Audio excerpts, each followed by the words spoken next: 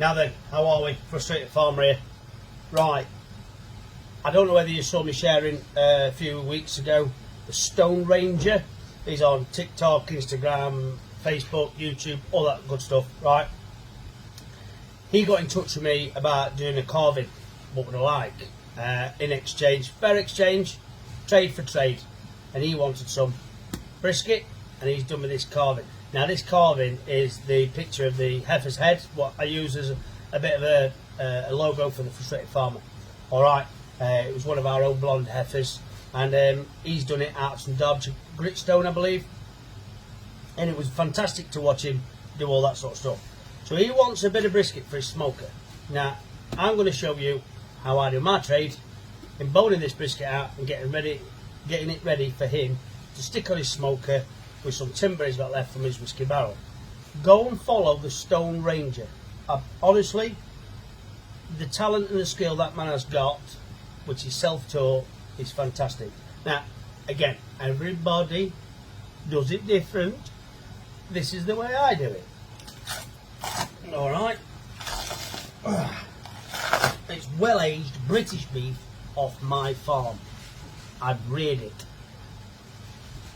On some occasions I have to pull them out, and we take it all the way through. We do buy out of markets, fatten them on, but the majority of them are from my farm, from my cattle. When I say we're farm to fork or gate to plate, right, it's grown here, not flown here, I mean it.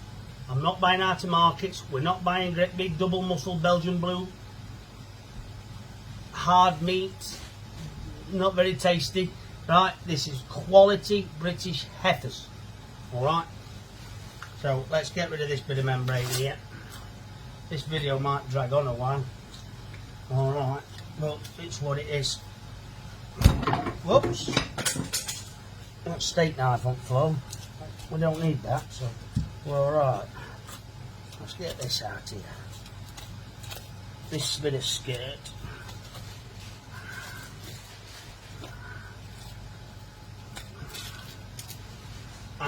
You can do multiple things with brisket, as in you can bone it out, roll it up, or you can just do it as a flat piece, which this chap wants.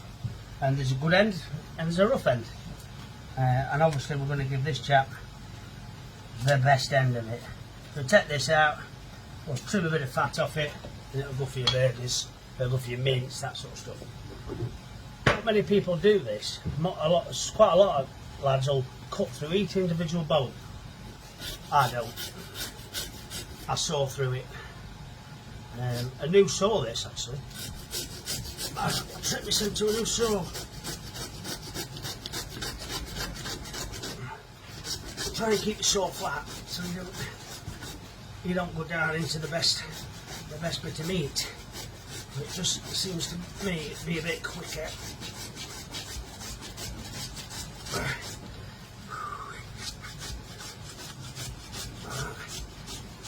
Again, it's going to be a bit rough, alright?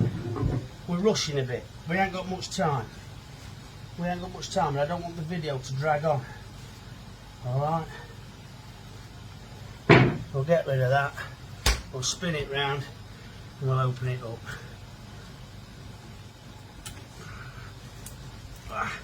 Didn't quite get through them last few.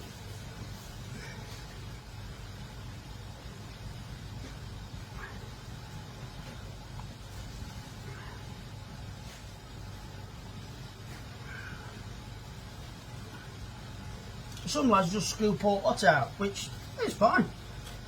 There's no right or wrong way, no rhyme or reason. As long as you achieve the aim, your customers are happy. You know what? That Charlotte upstairs, she's having a wrestling match with herself. You got me and Mark in shop today, and Charlotte's on a big cleaning mission. Bless her. Alright, we'll pair that off later on. Alright. And inside the brisket, you've got a tablecloth or a paddy whack. So we'll save that. That'll go for our beef dripping. Our next batch of beef dripping. So we'll find underneath here like a seam. So you find this seam, You can pull it back. I would normally bone all these out individually, all these bones, they all come in that direction. But for this, I'm not going to. Somebody else can do it later. I'm going to take this out so you can see what my new friend has got coming to him. So really, I'm cheating. I'm cheating. I'm getting it ready just so it can go straight onto a smoker.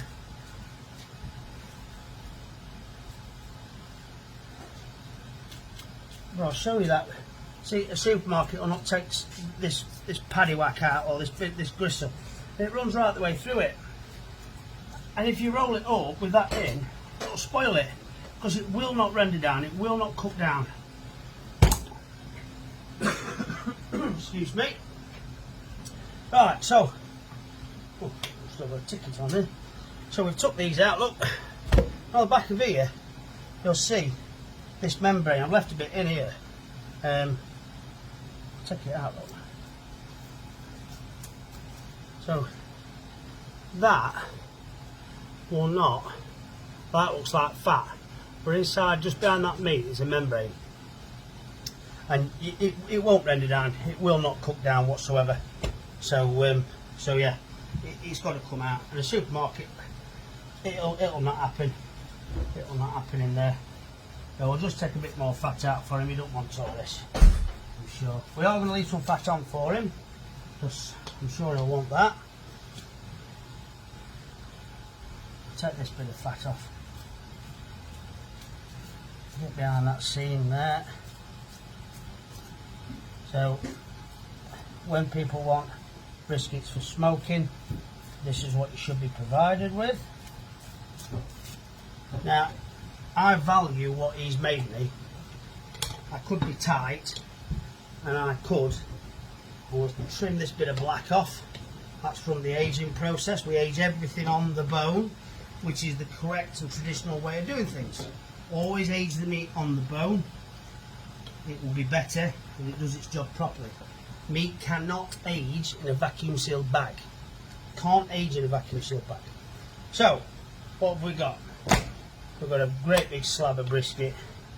We're going to trim that off there. That's not going to cook too much, is it? So we're not going to insult him by sending that. Right. That, to me, is not looking too bad. Alright, we could take this piece out here. I'm not going to do that. I'm going to leave the fat on. Alright, I'm going to leave that nice yellow fat. The more yellow the fat is, the more grass it's had. Alright, it's more grass fed. The whiter the fat, the more barley it's had. Or wheat. Or wheat. So, that's his brisket. Ready to go on his smoker. Oh. And yeah, the rest of it I'm going to trim up now. We'll get mince off it, mince trim, all stuff like that. Obviously I'm not going to show you that boring part of me paring bones. So, beautiful brisket, ready for the Stone Ranger. Don't forget, go and follow the Stone Ranger. Cracking chap, very skilled at what he does, a nice steady video to watch. That's it.